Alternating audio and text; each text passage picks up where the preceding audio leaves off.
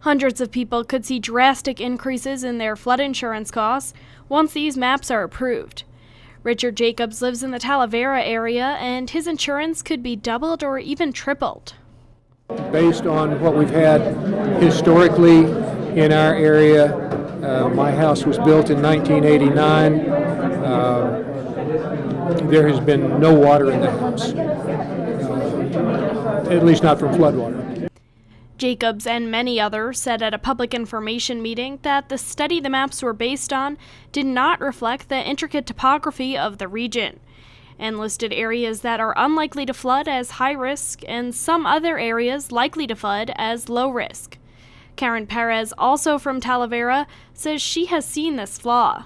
What we've seen over the last 10 years that these maps have been studied is they don't match what's on the ground. So you have a map that says my house is likely to flood. My house, for example, like many other people out in Talavera, is 30 feet above the base of the arroyo. I'm an engineer, so I knew not to build my house in an arroyo, but the maps are showing that my house would flood. Paul Doogie, director of the Dona Ana County Flood Commission, says that while the maps are not perfect, they need to be updated.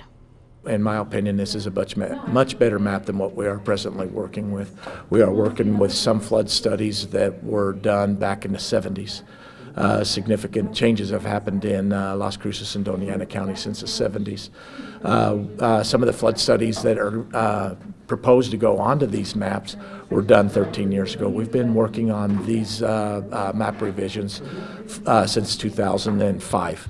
He says that anyone can submit another study as an appeal or protest, but that doesn't guarantee FEMA will accept it. It's easy to poke holes in a flood study saying that I don't think this was done right. An engineer can even come through and say I would do it differently. But for FEMA to accept it as an official appeal or protest, it needs to have an engineering study done. You have to have science behind your study, not just an opinion. After FEMA reviews the comments and accepts the maps, the Dona Ana County Commission could vote not to approve them. But the public then would not be able to access FEMA's flood insurance. County Commissioner David Garcia says that puts them in a tough situation. You're going to be messed up if you do and if you don't, so which way do you do? And we just need to improve our flooding conditions for the people. And if we're going to have them buy flood insurance, we want it to be on the up and up. And that's the kind of decisions that the county commissioners are going to have.